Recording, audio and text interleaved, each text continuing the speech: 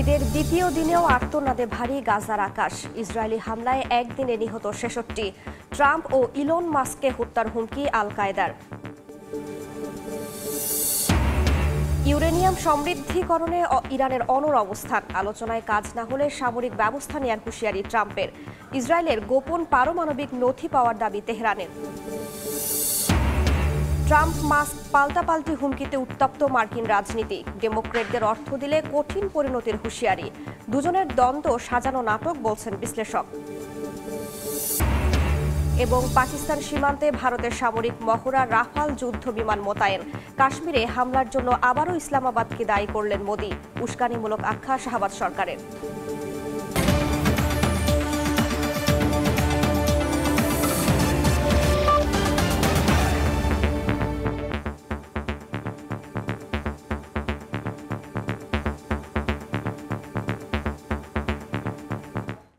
আন্তর্জাতিক সময়ের সঙ্গে আছি আমি রাইসা জান্নাত। দ্বিতীয় দিনেও আর্তনাদে ভারী গাজার আকাশ। ইসরায়েলি হামলায় একদিনে নিহত হয়েছেন আরও ৬৬ জন। এর মধ্যে গাজা সিটির সাবরা এলাকায় একসঙ্গে প্রাণ হারান ১৬ ফিলিস্তিনি। আহত হয়েছেন আরও অনেকে। গাজায় নিত্যপণ্যের দাম আকাশচুম্বী হওয়ায় অনাহারে ভুগছেন হাজারো ফিলিস্তিনি। অবরুদ্ধ উপত্যকায় দখলদার বাহিনীর নির্বিচার হামলায় নগ্ন সমর্থন দেয় মার্কিন প্রেসিডেন্ট ডোনাল্ড ট্রাম্প ও ধনকুবের ইলন মাস্ককে হত্যার হুমকি দিয়েছেন আল কায়েদার নতুন নেতা সাআদ আল আওলাকি। ঈদের পরদিনও ফিলিস্তিনিদের আর্তনাদে ভারী হয়ে ওঠে গাজা উপত্যকার চারপাশ। গাজা শহরের সাবরা এলাকার ভবনের নিচতলা থেকে উপর পর্যন্ত আগুন জ্বলতে দেখা যায়। শিশু আর বৃদ্ধদের কান্নার শব্দ ছাপিয়ে শোনা যায় উদ্ধারকর্মীদের আর্তচিৎকার। অঞ্চলটিতে দুটি ক্ষেপণাস্ত্র ছোড়া হয়। অনেক ভবন একেবারে ধ্বংস হয়ে গেছে। ভবনগুলোতে বেসামরিক নাগরিকরা ছিলেন। গাজা সিটির আবু সারিয়া পরিবারের বাড়িতে ছিল ২৫ জন। সবাই ঈদের নামাজ শেষে সকালের খাবারের প্রস্তুতি নিচ্ছিলেন। ঠিক সেই মুহূর্তেই আঘাত হানে ক্ষেপণাস্ত্র। ধ্বংসস্তূপের নিচে চাপা পড়েন অনেকে।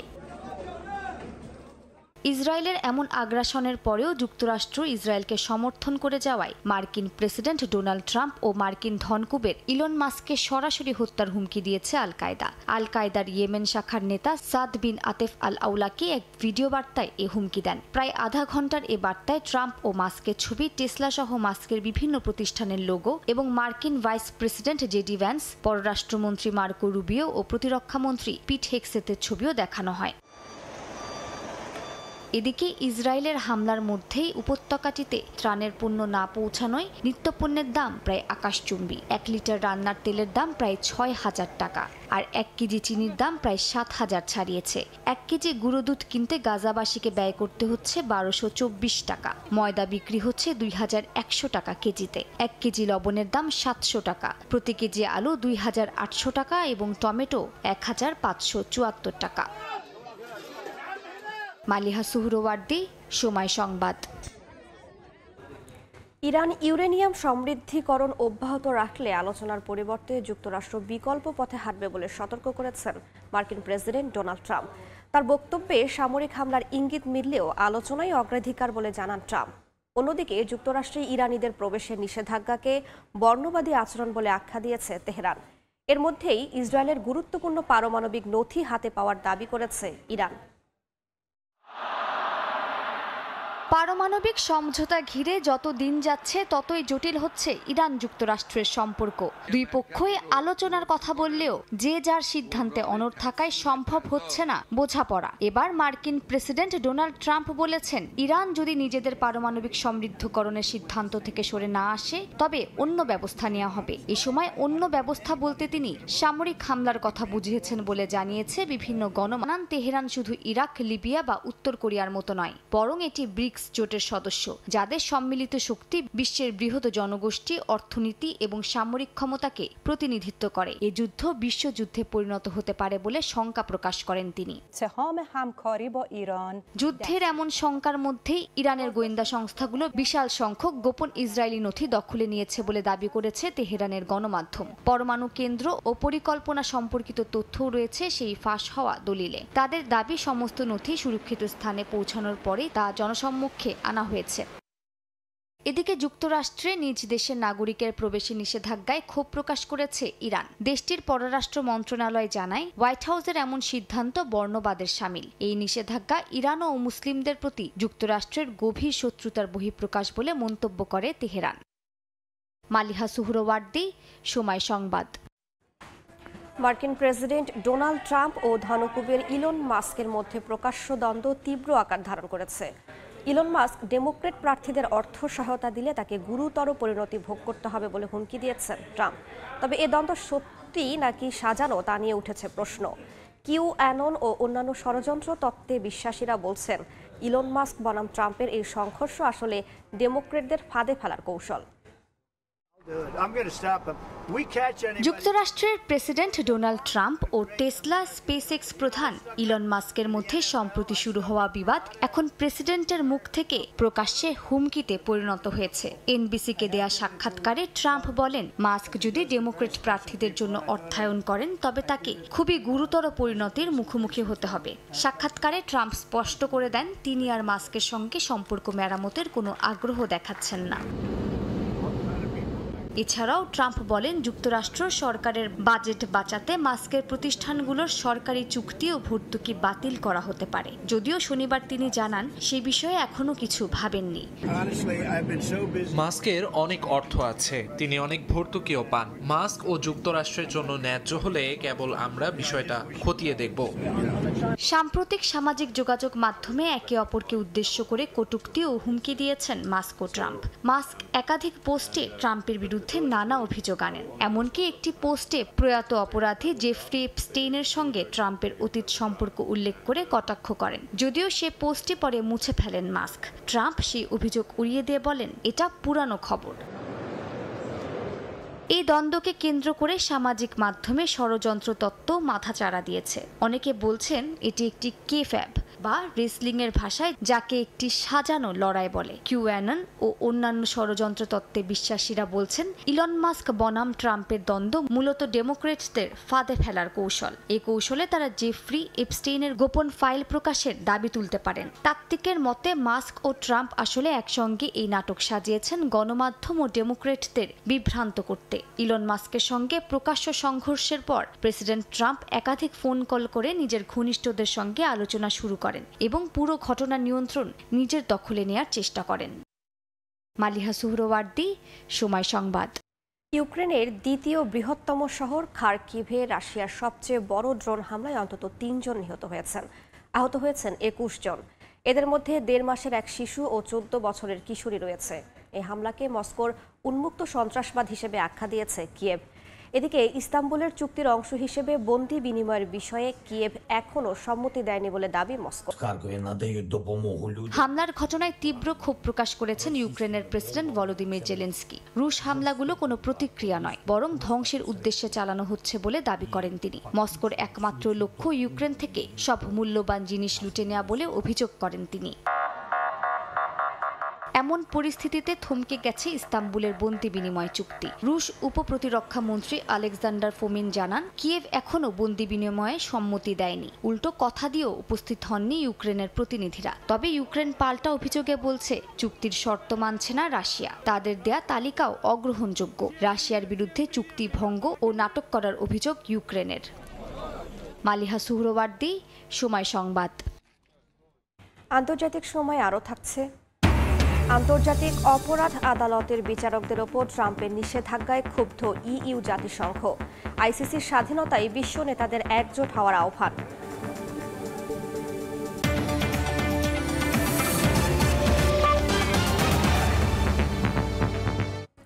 পাকিস্তানের সঙ্গে তীব্র উত্তেজনার মধ্যেই সীমান্তে ব্যাপক আকারে সামরিক মহড়া শুরু করেছে ভারত। পেহেলগামে সন্ত্রাসী হামলার জন্য পাকিস্তানকে সরাসরি দায়ী করেছেন প্রধানমন্ত্রী নরেন্দ্র মোদী। যদিও তার বক্তব্যকে ভিত্তিহীন ও উস্কানিমূলক আখ্যা দিয়ে তীব্র নিন্দা জানিয়েছে পাকিস্তান।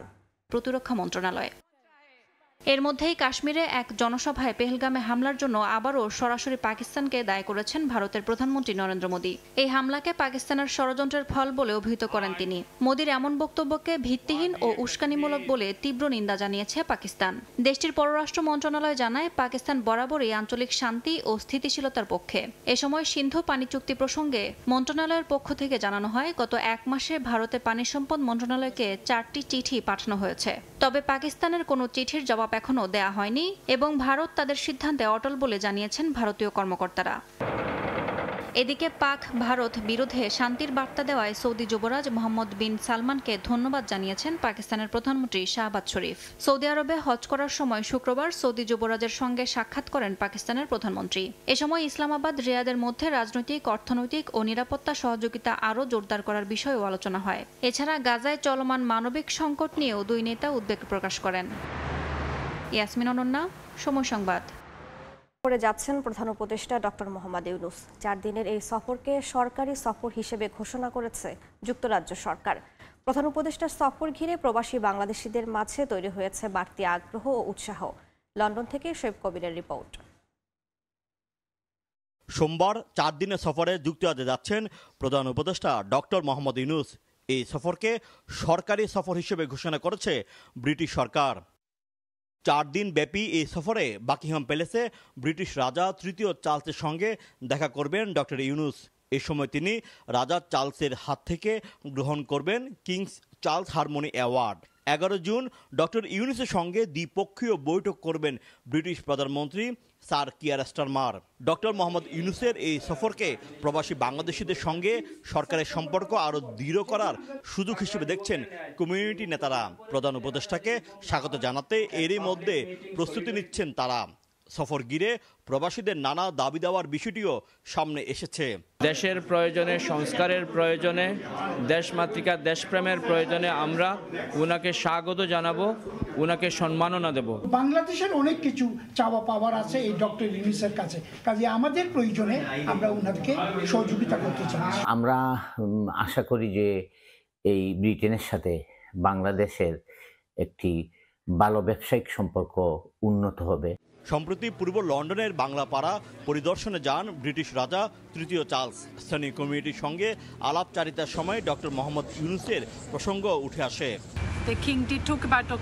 রাজা তৃতীয় চার্লস ডক্টর ইউনূসের সঙ্গে তার সম্পর্কের কথা বলেন। খুব ভালো সম্পর্ক তাদের। ডক্টর ইউনূসের যুক্তরাজ্য সফরে বেশ খুশি তিনি। শোয়েব কবির, সময় সংবাদ। আন্তর্জাতিক অপরাধ আদালতের 4 জন বিচারকের উপর ট্রাম্প প্রশাসনের নিষেধাজ্ঞার তীব্র প্রতিবাদ জানিয়েছে ইউরোপীয় ইউনিয়ন। আদালতের প্রতি দৃঢ় সমর্থন জানিয়ে আদালত যেন নিরপেক্ষভাবে কাজ করতে পারে সেই বিষয়টি নিশ্চিত করার আহ্বান জানায় ইইউ। এদিকে নিষেধাজ্ঞার বিষয়টি পুনর্বিবেচনা করে প্রত্যাহার করার আহ্বান জানিয়েছে জাতিসংঘ। সম্প্রতি আন্তর্জাতিক অপরাধ আদালতের 4 জন বিচারকের উপর নিষেধাজ্ঞা দেয় ট্রাম্প প্রশাসন। যুক্তরাষ্ট্র সহ মিত্রদের বিরুদ্ধে ভিত্তিহীন ও অবৈধ পদক্ষেপ নেয়ার অভিযোগে এই নিষেধাজ্ঞা জারি করা হয় বলে জানায় বার্তা সংস্থা রয়টার্স। হোয়াইট হাউসের এক বিবৃতিতে আন্তর্জাতিক অপরাধ আদালত এখন আর নিরপেক্ষ নয় বলে উল্লেখ করা হয়। মার্কিন প্রশাসনের এই নিষেধাজ্ঞার তীব্র প্রতিবাদ জানায় ইউরোপীয় ইউনিয়ন। পাশাপাশি আদালতের প্রতি দৃঢ় সমর্থন জানায় সংস্থাটি। ইউরোপীয় কমিশন প্রধান উর্সুলা ভন ডার লিয়েন বলেন, আন্তর্জাতিক অপরাধ আদালতের পাশে রয়েছে পুরো ইউরোপ। স্থানীয় সময় শুক্রবার সামাজিক যোগাযোগ মাধ্যম এক্সে দেয়া এক পোস্টে তিনি বলেন, বিশ্বের নৃশংসতম অপরাধের বিচার করে আসছে আইসিসি। আদালত যেন নিরপেক্ষভাবে কাজ করতে পারে সেই বিষয়টি নিশ্চিত করতে হবে। এদিকে আন্তর্জাতিক অপরাধ আদালতের বিচারকদের ওপর নিষেধাজ্ঞার নিন্দা জানিয়েছেন জাতিসংঘের মানবাধিকার প্রধান ফলকার তুর্ক। নিষেধাজ্ঞার বিষয়টি পুনর্বিবেচনা করে এ পদক্ষেপটি প্রত্যাহার করার আহ্বান জানান তিনি। জাতিসংঘ মানবাধিকার কার্যালয়ের বিবৃতিতে বলা হয়, এই ধরনের নিষেধাজ্ঞা আন্তর্জাতিক ন্যায় বিচারের অন্যতম ভিত্তিকে দুর্বল করে। এদিকে ইউরোপীয় কাউন্সিলের প্রেসিডেন্ট আন্তোনিও কস্তা আইসিসিকে আন্তর্জাতিক ন্যায় বিচারের মূল ভিত্তি হিসেবে আখ্যা দেন। আইসিসির স্বাধীনতা ও নিরপেক্ষতা সংরক্ষণ করা জরুরি বলে মন্তব্য করেন তিনি। অর্জিতা শেহজিন, সময় সংবাদ। আন্তর্জাতিক সময় আরও থাকছে। মঙ্গলের বাতাস থেকেই বিদ্যুৎ উৎপাদন, চীনা বিজ্ঞানীদের নতুন আবিষ্কার। মার্স ব্যাটারি দিয়ে শক্তি সরবরাহ সম্ভব, গবেষণা কেন্দ্র তৈরির স্বপ্ন পূরণের হাতছানি। পবিত্র হজের আনুষ্ঠানিকতা শেষ হচ্ছে আজ। 12 জিলহজ সূর্য ডোবার আগ পর্যন্ত সময়ের মধ্যে সম্পন্ন করতে হবে হজের সবশেষ রোকন তাওয়াফে জিয়ারত। এর আগে সারা বিশ্ব থেকে আগত হাজিরা মিনা, আরাফাহ ও মুজদালিফায় বিভিন্ন কার্যক্রমের মাধ্যমে শেষ করেছেন এবারের হজ। বিস্তারিত মুফতি আব্দুল্লাহ তামিমের রিপোর্টে।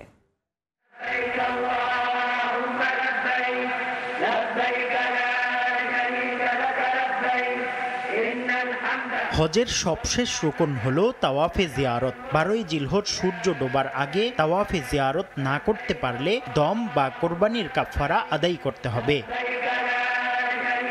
11 ও 12ই জিলহজ প্রতিদিন মিনায় অবস্থান করা এবং ধারাবাহিকভাবে ছোট, মধ্যম ও বড় জামারায় 60টি করে 21টি পাথর নিক্ষেপ করতে হয়। সূর্য ডোবার আগে মিনা ত্যাগ করতে না পারলে সেই রাত 13ই জিলহজ মিনায় অবস্থান করতে হয়। যদি কেউ 12ই জিলহজ সূর্য ডোবার আগে মিনা ত্যাগ করতে না পারে তাহলে তাকে 13ই জিলহজ 60টি করে আরও 21টি পাথর নিক্ষেপ করতে হবে। সারা বিশ্ব থেকে আগত সব হজ পালনকারীর জন্য দেশে রওনা হওয়ার আগে পবিত্র কাবার বিদায়ী তাওয়াফ করা আবশ্যক। তবে জিলহজ মাসের 12 তারিখের পর যে কোনো নফল তাওয়াফই বিদায়ী তাওয়াফ হিসেবে আদায় হয়ে যায়। হজের 5 দিন মুসলমানদের জন্য আল্লাহর প্রতি আনুগত্য, ত্যাগ এবং ঐক্যের প্রকাশ। হজ ত্যাগের এই স্মৃতি জাগিয়ে তোলে এবং মুসলিম উম্মার ভ্রাতৃত্ববোধকে শক্তিশালী করে। মুফতি আব্দুল্লাহ তামিম, সময় সংবাদ। আজহার আনন্দে ভাসছে ইতালি। দেশটিতে গত শুক্রবার পবিত্র ঈদ উল আজহা উদযাপিত হলেও দিনটি ছিল কর্মব্যস্ত। এতে করে কেউ কেউ ভোরে জামাতে ঈদের নামাজ আদায় করে কর্মস্থলে ছুটে যান। তাই পরদিন শনিবার সঙ্গে রোববার ছুটির দিন হওয়ায় পরিবার নিয়ে মেতে ওঠেন আনন্দে। ইতালি থেকে মাকসুদ রহমানের পাঠানো তথ্য ও ছবিতে রিপোর্ট। মধ্যপ্রাচ্য ও বিশ্বের অধিকাংশ দেশের সঙ্গে তাল মিলিয়ে ইতালিতে গেল শুক্রবার পালিত হয় মুসলমানদের সবচেয়ে বড় উৎসব ঈদ উল আজহা। দিনটিতে কোনো সরকারি ছুটি না থাকায় পরিবারের সঙ্গে ঈদ আনন্দ উপভোগ করতে পারেননি অনেকেই। তাই ঈদের দিন সন্ধ্যায় ও পরদিন শনিবার সাপ্তাহিক ছুটির দিনে দেশটিতে বসবাসরত মুসলমানদের ঈদ আনন্দ ভাগাভাগি করতে দেখা যায়। এতে খুশি প্রবাসী বাংলাদেশিরা। আমরা এখানে সবাই মিলে ঈদ কাটাইতেছি, আমাদের আত্মীয় স্বজন সবাই মিলে খুবই মজা করতেছি। বাংলাদেশকে অনেক মিস করতেছি, বিশেষ করে নিজের কাছের জনদের অনেক মিস করতেছি। আমাদের যে ঈদের আমেজ আছে ওইটা আমরা যাতে বিদেশের মাটিতে বসে আমাদের বাচ্চারা বা আমাদের নেক্সট প্রজন্ম উপভোগ করতে পারে। এই ঈদ ফেস্টিভ্যালের মূল কেন্দ্রবিন্দু হচ্ছে আমাদের এখানে যারা নতুন প্রজন্ম সহ যারা প্রবাসে অবস্থান করছে প্রত্যেককে আমাদের ধর্মীয় ট্র্যাডিশনালগত যে শিক্ষা ওই শিক্ষা পরিবারের কাছে পৌঁছে দেওয়া। ঈদের পরের দিন ইতালির বিভিন্ন ঐতিহাসিক ও দর্শনীয় স্থানে মুসলিমদের উপচে পড়া ভিড় দেখা গেছে। ছুটির দিন প্রবাসী বাংলাদেশিরা ঈদের শুভেচ্ছা ও কৌশল বিনিময় করেন। কেউ কেউ আয়োজন করেন খেলাধুলা ও ঈদ পুনর্মিলনীর। মুসলমানদের ধর্মীয় অনুভূতির প্রতি শ্রদ্ধা রেখে ধর্মীয় নিয়মনীতি পালনের জন্য অন্তত ঈদের দিন মুসলিমদের জন্য ইতালিতে সরকারি ছুটি ঘোষণার দাবি করেছেন প্রবাসী বাংলাদেশিরা। সময় সংবাদ, ইতালি। মঙ্গল গ্রহে গবেষণা কেন্দ্র গড়তে প্রয়োজন নিরবচ্ছিন্ন বিদ্যুৎ সরবরাহ। এবার সেই শক্তির যোগান মিলবে মঙ্গলের বাতাস থেকেই। সম্প্রতি গ্রহটির নিজস্ব বায়ুমণ্ডলে বিদ্যুৎ উৎপাদন ও সংরক্ষণের অভিনব প্রযুক্তি আবিষ্কারের দাবি করেছেন চীনা বিজ্ঞানীরা। মঙ্গল গ্রহে গবেষণা ঘাঁটি নির্মাণ, সেটিও এখন আর খুব দূরে নয়। মঙ্গল গ্রহে গবেষণা কেন্দ্র করতে প্রয়োজন নিরবচ্ছিন্ন বিদ্যুৎ সরবরাহ। সেই শক্তির উৎস এবার খুঁজে বের করার দাবি করেছেন চীনা গবেষকরা। তাদের দাবি, মঙ্গলের বাতাস দিয়েই বিদ্যুতের চাহিদা পূরণ করা সম্ভব। চীনের সায়েন্স অ্যান্ড টেকনোলজি বিশ্ববিদ্যালয়ের গবেষকরা বলছেন, মঙ্গলের বাতাসকে কাজে লাগিয়ে তাপ থেকে বিদ্যুৎ উৎপাদন করা সম্ভব। এই বাতাসের ঘনত্ব বেশি এবং তাপ ধারণ ক্ষমতাও অনেক। হিলিয়াম বা জেরনের মতো মূল্যবান গ্যাস নয়, বরং মঙ্গলেই থাকা কার্বন ডাই অক্সাইড ব্যবহার করেই উৎপাদন ক্ষমতা 20% বাড়ানো সম্ভব বলে জানিয়েছে গবেষণা দল। এতে ব্যাটারির ওজন কমবে এবং গ্রহেই শক্তি যোগান নিশ্চিত হবে। মঙ্গলের বাতাস তাপ থেকে বিদ্যুতে রূপান্তরের ক্ষেত্রে ভালো কার্যকরী। এর অণুর ওজন বেশি এবং নির্দিষ্ট তাপ ধারণ ক্ষমতাও উচ্চমানের। এর অর্থ এটি তাপ থেকে বিদ্যুৎ রূপান্তরে অত্যন্ত উপযোগী। শুধু উৎপাদন নয়, গবেষকরা উদ্ভাবন করেছেন মার্স ব্যাটারি নামের একটি ধারণা, যা মঙ্গলের বাতাসে থাকা উপাদান শোষণ করে তা থেকেই তৈরি করে বিদ্যুৎ। লিথিয়াম এয়ার বা লিথিয়াম কার্বন ডাই অক্সাইড ব্যাটারির মতো প্রযুক্তির মাধ্যমে রোভার কিংবা হেলিকপ্টারও চালানো সম্ভব। মঙ্গল গ্রহের দিন রাত্রির বিশাল তাপমাত্রা পার্থক্যেও এই ব্যাটারি কাজ করতে সক্ষম বলে পরীক্ষায় দেখা গেছে। 0 ডিগ্রি সেলসিয়াসেও এটি নিয়মিত বিদ্যুৎ সরবরাহ করে, যা ভবিষ্যতের গবেষণা ঘাঁটি নির্মাণে বড় সহায়ক। রাইসা জান্নাত, সময় সংবাদ। সময়। হাতে তৈরি হাইপার রিয়ালিস্টিক পুতুলের কদর বাড়ছে ব্রাজিলে। রিবর্ন ডল নামের বাস্তব নবজাতক শিশুর মতো দেখতে এই পুতুলগুলো এখন আর শুধু শিল্পের তকমায় সীমাবদ্ধ নেই, ব্যবহার হচ্ছে মানসিক রোগের চিকিৎসায়। বিশেষ করে দেশটির আইন প্রণেতা সার্গেইতো ইসিডোরিও পার্লামেন্টে এই পুতুল হাতে নিয়ে উপস্থিত হওয়ার পর এর জনপ্রিয়তা কয়েক গুণ বেড়ে গেছে। দেখে বোঝার উপায় নেই নবজাতক শিশু নাকি পুতুল। একদমই সত্যিকারের শিশুর মতো দেখতে হাইপার রিয়ালিস্টিক এই পুতুলের কদর বাড়ছে ব্রাজিলে। রিবর্ন ডল নামের এই পুতুলগুলোর ব্যবহার দেখা যাচ্ছে নানা খাতে। গ্রিফ থেরাপি, প্যারেন্টিং প্র্যাকটিসের পাশাপাশি নিজেদের ব্যক্তিগত সংগ্রহ বৃদ্ধি করতেও পুতুল কিনছেন অনেকে। শিল্পীরা জানান, প্রতিটি পুতুলের ভর, চেহারা থেকে শুরু করে ত্বক সবকিছুই নিখুঁতভাবে হাতে তৈরি করা হয়। মৌখিক অভিব্যক্তি, চুলের ধরন এবং ত্বকের টেক্সচার সবকিছুই তৈরি করা হয় বাস্তবে শিশুর সঙ্গে মিল রেখে। 3 ধরনের হাইপার রিয়ালিস্টিক পুতুল তৈরি করা যায়। আমি যেগুলো বানাই সেগুলো ভিনাইলের তৈরি। এই পুতুলের মাথা আর হাত কাপড় দিয়ে তৈরি করা হয়, তারপর বাকি সব হাতের কেরামতি। কিছু কিছু পুতুলে 20টি লেয়ারও থাকে। গায়ের রঙের জন্য লেয়ারগুলোতে হলুদ, লাল, বাদামি, সবুজ ও নীল রং ব্যবহার করা হয়। এতে বাস্তবের মতো গায়ের রঙে তারতম্য আসে। প্রতিটি পরত তৈরির পর ওভেনে উচ্চ মাত্রায় তা পাকাপোক্ত করা হয়। ঠান্ডা হওয়ার পর টুকিটাকি কাজগুলো শেষ করা হয়। অবশ্য থেরাপির জন্য বা সার্বক্ষণিক সঙ্গী হিসেবে এই পুতুলের ব্যবহার অনেকের কাছে সমালোচনার মুখোমুখি হচ্ছে। তবে ব্রাজিলের চেম্বার অব ডেপুটিসের সদস্য সার্গেইতো ইসিডোরিও পার্লামেন্টে এই পুতুল নিয়ে উপস্থিত হওয়ায় এই শিল্পের জনপ্রিয়তা কয়েক গুণ বেড়ে গেছে। 20 মে ইসিডোরিও তার এক ভাষণে সমালোচকদের উদ্দেশ্যে বলেন, যতদিন পর্যন্ত এই পুতুলের ব্যবহার সাধারণ মানুষের ক্ষতি কিংবা ধর্মীয় অনুভূতিতে আঘাত না হানছে, ততদিন এই পুতুল ব্যবহারে কোনো সমস্যা নেই। সাদিয়া তাসনিম, সময় সংবাদ। আন্তর্জাতিক সময়ের শীর্ষ সংবাদ জানিয়ে দিচ্ছি আরও একবার। ঈদের দ্বিতীয় দিনেও আর্তনাদে ভারী গাজার আকাশ। ইসরায়েলি হামলায় একদিনে নিহত 66। ট্রাম্প ও ইলন মাস্ককে হত্যার হুমকি আল কায়েদার। ইউরেনিয়াম সমৃদ্ধিকরণে ইরানের অনড় অবস্থান। আলোচনায় কাজ না হলে সামরিক ব্যবস্থা নেয়ার হুঁশিয়ারি ট্রাম্পের। ইসরায়েলের গোপন পারমাণবিক নথি পাওয়ার দাবি তেহরানের। এবং ট্রাম্প মাস্ক পাল্টাপাল্টি হুমকিতে উত্তপ্ত মার্কিন রাজনীতি। ডেমোক্র্যাটদের অর্থ দিলে কঠিন পরিণতির হুঁশিয়ারি। দুজনের দ্বন্দ্ব সাজানো নাটক, বলছেন বিশ্লেষক।